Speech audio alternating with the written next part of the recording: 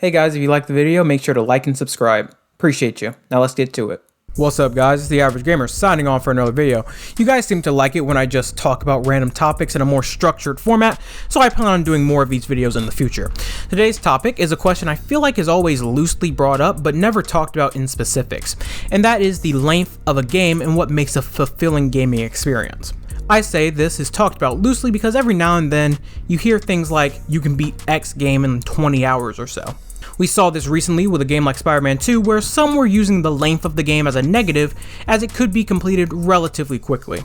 On the other hand, you have games like Starfield that can exceed well over 100 hours, and some criticize those games for being drawn out and having multiple sections that just pad runtime. With many narrative-driven games hitting around the 40 to 60 hour mark, which is higher than ever, I want to discuss my thoughts on how long a game should be and whether people discuss this topic in a productive fashion. Spoiler, they don't. For clarification purposes, my thoughts on this topic are primarily for games that have a single player experience and that is the focus of the game.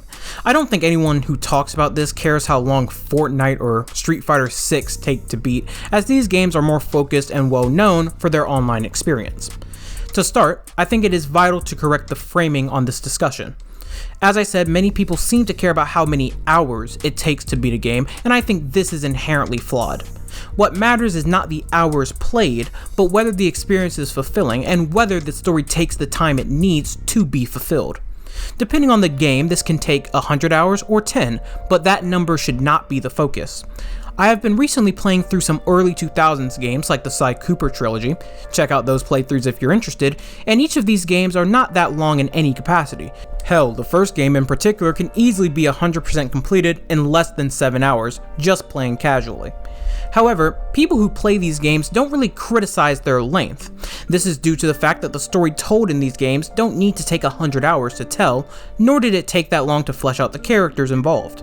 And when the game was over, a sense of fulfillment was achieved by the player, as the story had an apt ending. Now, before I talk about the other side of the equation, I think it is important to recognize some nuance. Firstly, even if a game has short or long runtime, replayability should also be factored into the equation when talking about this issue. Games like SC Cooper, as mentioned earlier, practically have a longer runtime than what is on the surface, as to many, these games have a lot of replayability because of how fun they were in multiple aspects. However, I would be remiss not to mention that on the flip side, you could easily argue that some games leave you wanting more, but I think it is important to split this feeling into two sections. A good game would leave you wanting more. I think this is a good sign of replayability and good franchise potential, so this is fine. But the other section, being you wanting more because you think the game didn't finish properly, is the instance where runtime should be up for criticism. I brought up Spider-Man 2 at the beginning of this video, and I think it's a great example of the importance of this distinction. Spider-Man 2, I would easily argue, fits into the former section more than it does the latter, and those who criticize it for the runtime don't really explain why they felt unfulfilled with the game when it was over. This relates to a fundamental problem of quantity over quality, and people just wanting long games for the sake of it, which I will touch on more later. Now, I talked about games that are relatively short, but as I alluded to earlier, the same logic applies for longer games. One of the best games I have recently played is God of War Ragnarok, and it took me around 50 hours to complete, and I felt like that was around where it should have been. Not because long games equal better games, but because for that game, I think it required that much time to develop the characters, the world, and the general narrative. Persona 5 is one of my favorite games of all time, and that game took me well over 100 hours, but again, it was needed, for the most part at least. As I said earlier, there seems to be a shift in mentality with the gaming community where a growing section believes that bigger is better. We see this with the fascination of open world games, which I will definitely talk about in a later video, and now we are seeing it with how long games should be. Great games are not made by their length, but their quality and immersion potential. There are many games I would argue don't have to be as long as they are, and actually shortening that time would have been better for them. Even games I consider great can suffer from this.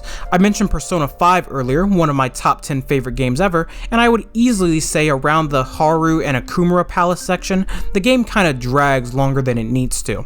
In a world of technology with infinite content at our fingertips, I think people were fooled into thinking shoving more and more quote-unquote content in a game inherently gives it more value, but a lot of times that half-assed content distracts from the actual peak content present. As far as I'm concerned, a 20-hour game that is good from start to finish will always trump a 100-hour game that becomes boring halfway through. But hey, those are my thoughts. Let me know what you guys think about this topic. Be sure to like and subscribe if you enjoyed, it really helps me out, and check out some of my other videos if it interests you. Until next time, this is The Average Gamer, signing off. See you guys.